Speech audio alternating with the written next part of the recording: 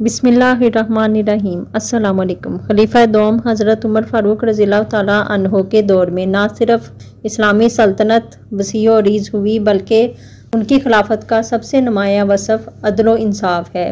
ان کے عہد میں بال برابر بھی انصاف سے تجاوز نہیں ہوا اور شاہ و گدا، شریف و رذیل، عزیز و بیگانہ سب کے لیے ایک ہی قانون تھا۔ ایک دفعہ عمر بن العاص رضی اللہ تعالیٰ عنہ کے صاحبزادے عبداللہ نے ایک شخص کو بے وجہ مارا۔ حضرت عمر رضی اللہ تعالیٰ عنہ نے اسی مضروب سے ان کو کوڑے لگوائے اور ان میں بولنے کی ہمت نہ ہوئی۔ جبکہ دوسرا واقعہ یہ ہے کہ جبلہ بن ایم رئیس شام نے کعبہ کے طواف میں ایک شخص کو تمانچہ مارا، اس نے بھی برابر کا جواب دیا۔ جبلہ نے حضرت عمر رضی اللہ تعالیٰ عنہ سے شکایت کی تو انہوں نے جواب دیا کہ جیسا کیا ویسا پایا۔ جبلہ کو اس جواب سے حیرت ہوئی اور مرتد ہو کر قسطنطنیہ بھاگ گیا۔ حضرت عمر رضی اللہ تعالیٰ عنہ نے لوگوں کی تنخواہیں مقرر کیں تو اسامہ بن زید رضی اللہ تعالیٰ عنہ جو پہلے غلام تھے، ان کی تنخواہ اپنے بیٹے عبداللہ رضی اللہ تعالیٰ عنہ سے زیادہ مقرر کی۔ عبداللہ رضی اللہ تعالیٰ عنہ نے عذر کیا کہ واللہ اسامہ کسی بات میں ہم سے فائق نہیں ہے۔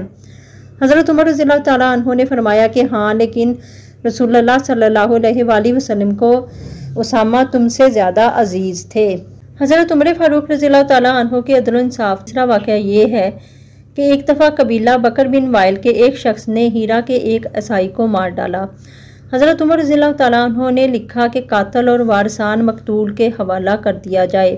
چنانچہ وہ شخص مقتول کے وارث کو، جس کا نام حنین تھا، سپرد کر دیا گیا اور اس نے اس کو قتل کر ڈالا۔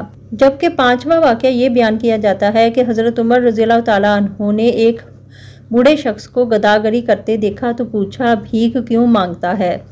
اس نے کہا، مجھ پر جزیہ لگایا گیا ہے، حالانکہ میں بالکل مفلس ہوں۔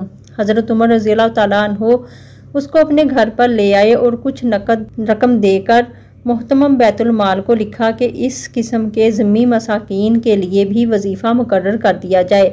واللہ یہ انصاف نہیں ہے کہ ان کی جوانی سے ہم متمتع ہوں اور بڑھاپے میں ان کی خبر گیری نہ کریں۔ حضرت عمر فاروق رضی اللہ تعالیٰ عنہ کا واقعہ یہ ہے کہ ایک دفعہ آپ ایام خلافت میں سر پر چادر ڈال کر باہر نکلے۔ ایک غلام کو گدھے پر سوار جاتے دیکھا، چونکہ تھک گئے تھے اس لیے اپنے ساتھ بٹھا لینے کی درخواست کی۔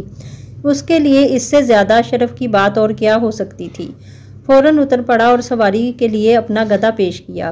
حضرت عمر رضی اللہ تعالیٰ عنہ نے کہا، میں اپنی وجہ سے تمہیں تکلیف نہیں دے سکتا، جس طرح تم سوار تھے اسی طرح ہو جاؤ اور میں تمہارے پیچھے بیٹھ جاؤں گا۔ غرض اسی حالت میں مدینہ کی گلیوں میں داخل ہوئے۔ لوگ امیر المومنین کو ایک غلام کے پیچھے دیکھتے تھے اور تعجب کرتے تھے۔ سفر شام کے موقع پر مسلمانوں نے اس خیال سے کہ عیسائی امیر المومنین کے معمولی لباس اور بے سر و سامانی کو دیکھ کر اپنے دل میں کیا کہیں گے، سواری کے لیے ترکی گھوڑا اور پہننے کے لیے قیمتی لباس پیش کیا۔ حضرت عمر رضی اللہ تعالیٰ عنہ نے فرمایا کہ خدا نے ہم کو جو عزت دی ہے وہ اسلام کی عزت ہے اور ہمارے لیے یہی بس ہے، اور ان چیزوں کو ترک کر دیا۔ ایک دن صدقہ کے اونٹوں کے بدن پر تیل مل رہے تھے کہ ایک شخص نے کہا، امیر المومنین، یہ کام کسی غلام سے لیا ہوتا۔ بولے، مجھ سے بڑھ کر کون غلام ہو سکتا ہے؟